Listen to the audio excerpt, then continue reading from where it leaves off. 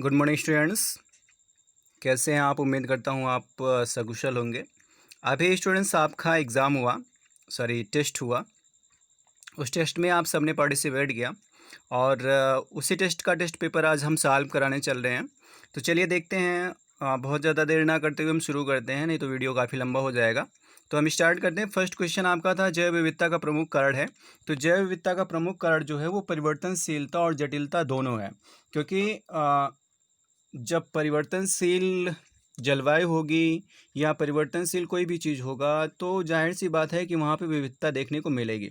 और जब जीवों में परिवर्तनशीलता आएगी तो जाहिर सी बात है कि वहाँ पे जैव विविधता देखने को मिलेगी। और जटिलता जटिलता से हमारा मतलब है कि कोई भी चीज़ का कॉम्प्लेक्स होना, जटिल होना, तो उस हिसाब से भी जटिलता आपको देखने को मिल सकती है। तो इस तरह से परिवर्तनशीलता और जटिलता दोनों ऑप्शन सही है और हम कह सकते हैं कि यहाँ पे हमारा फर्स्ट का ऑप्शन सी बिल्कुल सही है। ओके स्टूडेंट्स, अब हम चलते हैं नेक्स्ट क्वेश्चन पे, दूसरे क्वेश्चन की तरफ। दूसरा क्वेश्चन हमारा कह रहा है कि जैव विविधता का अध्ययन करते हैं। तो भैया जैव विविधता का अध्ययन जो हम करते हैं वो हम करते हैं आनुवांशिक विविधता के रूप में भी करते हैं, जातीय विविधता के रूप में भी करते हैं और सामुदायिक विविधता के रूप में भी करते हैं। तो यहाँ पे आपका ऑप्शन डी बिल्कुल सही है, मतलब उपयुक्त सभी। दूसरे में ऑप्शन डी आपका सही होगा। तीसरे क्वेश्चन की तरफ रुख करते हैं। तीसरा क्वेश्चन हमारा है संरक्षण के अंतर्गत नवीन उपागम है। तो संरक्षण के अंतर्गत नवीन उपागम जो है वो बायोस्फीयर रिजर्व है। बायोस्फीयर रिजर्व जो है वो एक नया अप्रोच है, बिल्कुल नया, और यही आपका जैव विविधता संरक्षण में बहुत ही ज़्यादा उपयोगी माना गया है। चलिए चौथे क्वेश्चन की तरफ देखते हैं। चौथा क्वेश्चन हमारा कह रहा है कि समुदाय में उपस्थित विभिन्न जातियों की गणना कहलाती है। तो समुदाय में उपस्थित विभिन्न जातियों की जो गणना होती है उसे हम कहते हैं अल्फा जैव विविधता। पांचवें क्वेश्चन की तरफ। तो पांचवा क्वेश्चन हमारा कह रहा है पेरियार वन्यजीव अभयारण्य कहाँ है।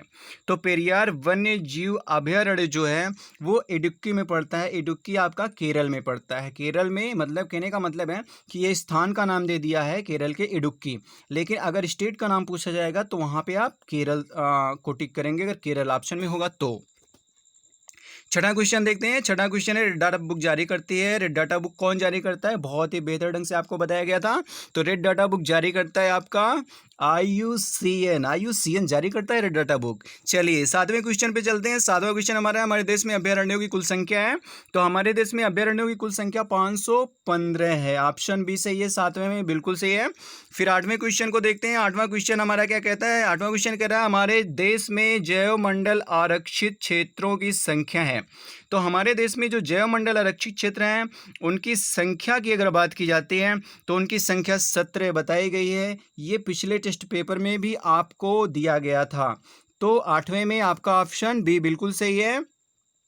आगे हम चलेंगे नवें क्वेश्चन की तरफ। तो नवा क्वेश्चन हमारा कह रहा है कि भारत में पाई जाने वाली संकटग्रस्त जंतु जातियों की संख्या है।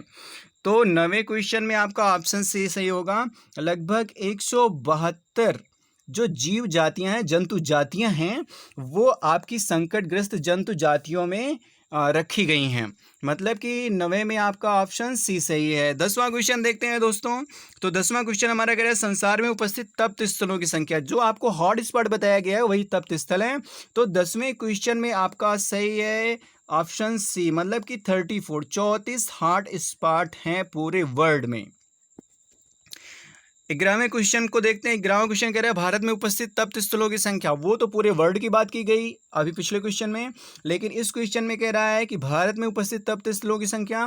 तो भारत में तप्त स्थलों की संख्या की अगर बात की जा रही है तो इसमें आपका ऑप्शन ए बिल्कुल सही है, मतलब कि 2 हॉट स्पॉट भारत में उपस्थित हैं। 11वें में आपका ऑप्शन ए सही है। 12वें क्वेश्चन को देखते हैं। 12वां क्वेश्चन हमारा कह रहा है मानस राष्ट्रीय उद्यान स्थित है। तो मानस राष्ट्रीय उद्यान किस स्टेट में स्थित है ये आपको बताना था इसमें। तो 12वें में आपका मानस जो है वो असम में स्थित है। मानस राष्ट्रीय उद्यान असम में स्थित है। चलिए नेक्स्ट क्वेश्चन देखते हैं। 13वां क्वेश्चन। 13वां क्वेश्चन हमारा कह रहा है किस राष्ट्रीय उद्यान का प्रथम नाम हैली राष्ट्रीय उद्यान था। तो हैली राष्ट्रीय उद्यान के नाम से जो जाना गया वो जिम कॉर्बेट राष्ट्रीय उद्यान जाना गया, जो कि पहला राष्ट्रीय उद्यान था अपने भारत का, और ये उत्तराखंड में स्थित है। इतना आप ध्यान रखिएगा। चलिए आगे चलते हैं हम 14वें क्वेश्चन की तरफ। 14वां क्वेश्चन हमारा कह रहा है भारत का प्रथम राष्ट्रीय उद्यान था। फिर देखिए वही क्वेश्चन आपका घुमा के पूछ रहा है आपको कंफ्यूज करने के लिए, लेकिन आप कंफ्यूज मत होइएगा और बेहतर ढंग से अपनी तैयारी करते रहिएगा। तो 14वां क्वेश्चन हमारा कह रहा है कि भारत का प्रथम राष्ट्रीय उद्यान था। तो भारत का प्रथम राष्ट्रीय उद्यान कौन था? आप बिल्कुल बता सकते हैं, वही जिम कॉर्बेट, भाई वही जिम कॉर्बेट राष्ट्रीय उद्यान था। 15वें क्वेश्चन को देखते हैं। 15वां क्वेश्चन कह रहा है राजाजी राष्ट्रीय उद्यान स्थित है।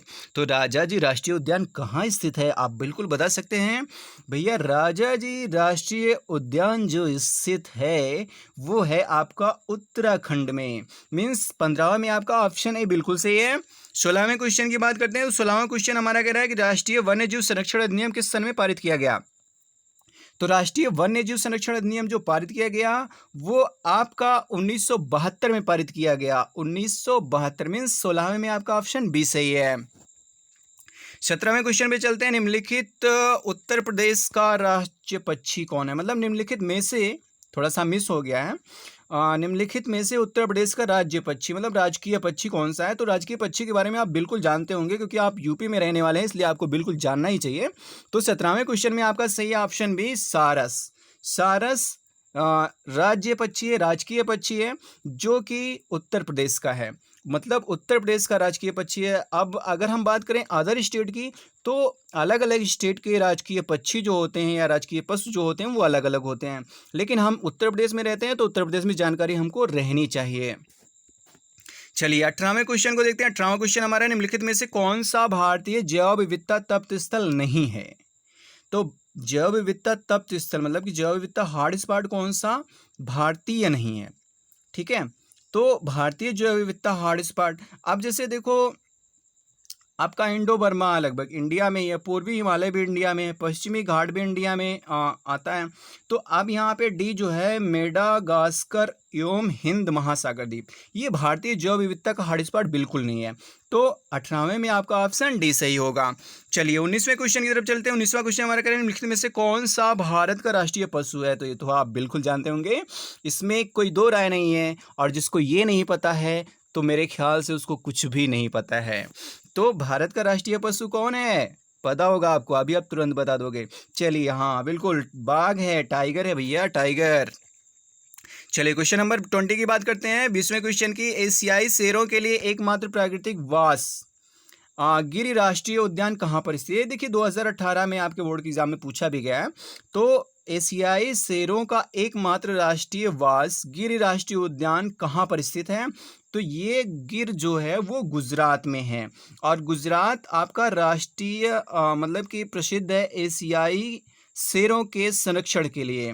तो इसमें आपका 20वें में ऑप्शन सी सही है। तो स्टूडेंट्स उम्मीद करता हूँ कि आप लोगों के समझ में आया होगा। आप मैच भी कर सकते हैं कि आपके कितने क्वेश्चन सही हैं, और फिर हम नेक्स्ट सैटरडे को फिर मिलेंगे। फिर ऑब्जेक्टिव क्वेश्चन होंगे, और वो ऑब्जेक्टिव क्वेश्चन इसी प्रकार के होंगे, लेकिन कहाँ से होंगे, किस चैप्टर से होंगे, किस टॉपिक से होंगे, ये हम आपको नेक्स्ट क्लास में बताएंगे। और टेस्ट के पहले ही हम आपको सारी चीज़ें बता देंगे कि कैसे टेस्ट होना है, किस चैप्टर से रहेगा, किस टॉपिक से रहेगा, उस टॉपिक को आप प्रिपेयर रखिएगा।